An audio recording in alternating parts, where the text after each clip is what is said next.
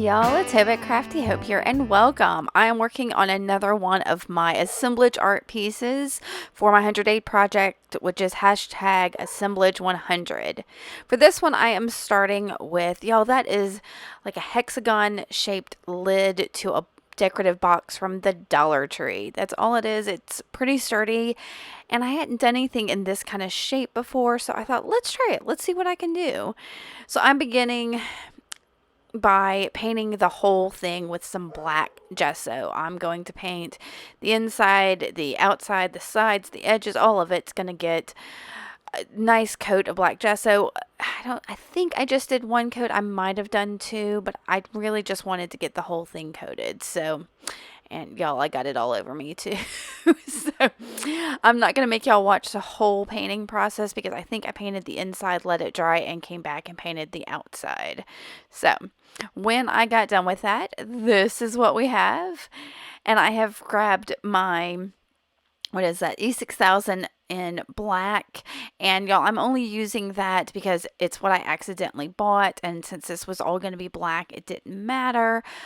But if you can just get the regular E6000, I definitely recommend that because the black one seems a little extra gloopy. I don't know how, it's very stringy and gloopy and not like regular clear E6000. I think you can kind of see me grabbing at the strands there. And I am gluing down some buttons. This, I think, I got a big bag of them at maybe an estate sale or something. And they're all, I don't know, there's a bunch of them in there that are the same. There's lots of texture on them. And they're not something I would use in like my jewelry or something else, but they're perfect for assemblage. So I'm starting with some of the bigger ones and putting those down, and then I'll fill in with smaller ones. So we're going to skip to that in just a second. I just wanted you to see me kind of doing that. And here's me putting in the last couple small ones. And then I'm going to go in with a second layer to kind of fill in some of the gaping areas. And I've got some different little findings there, a bunch of snaps and weird little like sewing findings that also, you know, a thrift store find, who knows. I probably have just a bag of stuff. So I'm going to fill in with some of those as well as some more of those smaller buttons. And again, I'm not going to make you watch this whole process. When I get done with all the gluing, I do let everything sit and dry for at least 24 hours. And then I've come back with my black gesso again, and I'm going to just paint over all of these buttons. Now, the black gesso works a lot better than white gesso for coverage, but you still have to put down at least 2 coats for the most part to really get everything to neutralize, I guess is the best way, so it's all just one color.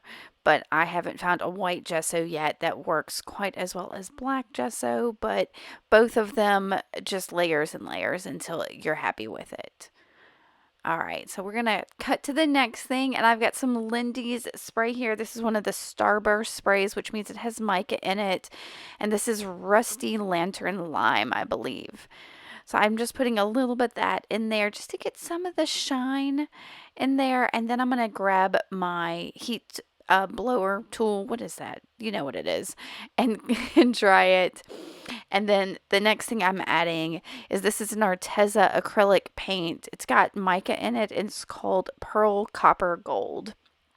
So I'm taking a brush and getting most of the paint off of it and just kind of dry brushing the top of all of these buttons to give them a little bit of copper in with that green. I'm really going for like a patina effect. So once I get the copper down, I'm coming in with this acrylic craft paint. It's a Deco Arts Americana in Sea Breeze.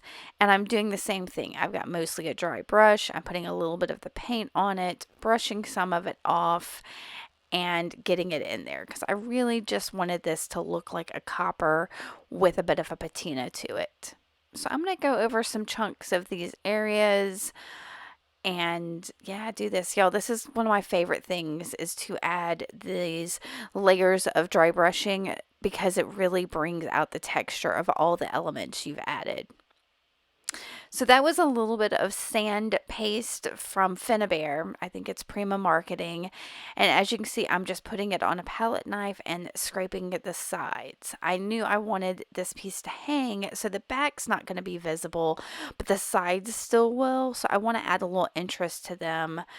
And I think this texture paste was a really good way to do that.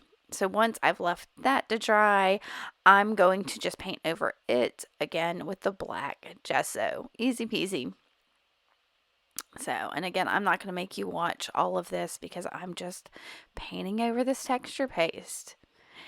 When I get it on there after it dries, I'll come back in with some more of that copper acrylic paint and use the same dry brush technique over all of that textured area.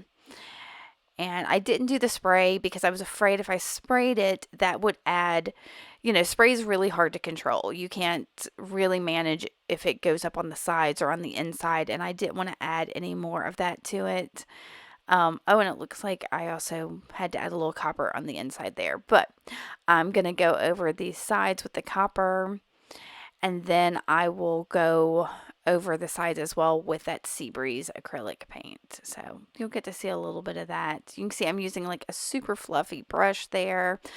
I keep trying to experiment with different brushes to see what kind of different techniques I get when I do this dry brush technique. So I encourage you to kind of do that same thing. What feels right to you, what gives you the effects that you want. Because, yeah, I mean, art is subjective. It's, how it makes you feel and what it evokes in you. And that goes for creating it as well as looking at it. So, yeah, play around, see what you can get out of some of your tools. So here is that Seabreeze, which is a color I just love, and it is great for a patina color. So I'm going to go over that, and you can see this is more of a bristly brush than that other one was. But it's, like I said, playing with all of my tools. And I'm making sure I get the edges as well on this so that they're not just stark black too. All right, what's the next thing I'm going to do? I'm going to leave this to dry here, and then I'm going to come back in. I tried to find the side that had the least amount of like texture paste in the middle of it, and I've just got a handheld hole punch, y'all. I tried to use something else, and it just wouldn't work as well as this plain old handheld one. So I'm just going in and pressing. I do have a little bit of my gesso and texture paste flake off. That's okay. We're going to fix that. No big deal. So I grabbed that black gesso to fix that little area. So I got a little paintbrush. Gonna just paint right over where that flaked off. And I'll add, I think, a little bit of the copper and a little bit of the, I don't even know if I add a little bit of the, the Seabreeze. Oh, but you see, I'm using just the tiniest little bit there to go over that, just because adding that black gesso on there became very stark. Like, yes, that is black. It is right there. You can see it. So adding that little bit of gold worked great. And now I'm going to work on my hanger. I have got this black satin ribbon. It's got a little bit, it's something from the thrift store, so it's a little bit damaged. So I cut off some of the damaged portion and kind of just eyeballed a measurement. And I'm cutting this down at an angle to make sure I can feed my ribbon through my holes. Now I bent it kind of in half to make sure that the satiny shiny portion is what shows on it. I did try a different method for tying this up. I didn't like it, so there you can see me untying it, and it also frayed the edges a little. So I'm measuring this out about even. I'm going to do just a quick double knot up at the top of this. I'm using the piece itself to give it some weight to help me tie it, and I just have this double knot, and I'm going to fray the edge of that other ribbon a little bit. And y'all, that's not it. I was about to say this is done. It's not done. I don't have a focal piece in here. What I decided on are these two large mother of pearl buttons. They do match. And since a lot of what the stuff is in the background is buttons, I decided that's exactly what I wanted on here. So I've got some foam tape, double-sided foam tape that I'm going to stick on the back of these buttons just above and below each of the little sets of holes, because I don't really want that foam tape visible. So I want to make sure I don't put it over the holes. And I'm going to go ahead and kind of stick them on once I'm going to tear the back of the tape off and stick them on, and realize that it doesn't sit flat because of course all that stuff is textured and layered, and there's gapes and gaps and all of that. So I'm going to add more layers of that foam tape to the back of that to make sure they sit kind of flat. Now I am using a straight edge there, just a ruler, to kind of make sure I get this on straight and that it's kind of evenly spaced above and below. I'm just using it, just kind of see the straight edge. Now there I realized where I had some uneven, some unlevelness, so I added a little more of that foam tape, and I'm going to stick it back down. And then I'm going to do kind of the same thing with the other one. Stick it down, realize it's not exactly level and needs some more tape in places. I'll add more. Again, using that ruler to kind of like figure out what the middle is. And this one I'm going to put down, and immediately realize there's a big old, anyway, like I said, I'm going to fix it. And y'all, once I get these down and level, that's going to be it for this one. It is ready to hang. It is beautiful. I really love this. I love that I was able to get that patina and texturize some of those buttons. And I hope you like this too. If you did, make sure you give me a thumbs up and subscribe to my channel. And if you have any questions, do not hesitate to ask them below. I'm happy to answer anything I can. All right, y'all. Thank you so much for coming by and watching, and I will see y'all later. Bye.